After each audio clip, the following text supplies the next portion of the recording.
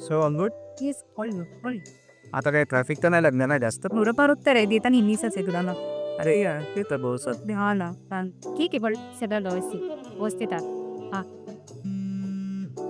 अभी स्वराज तो कॉल केली या या श्वास. हॅलो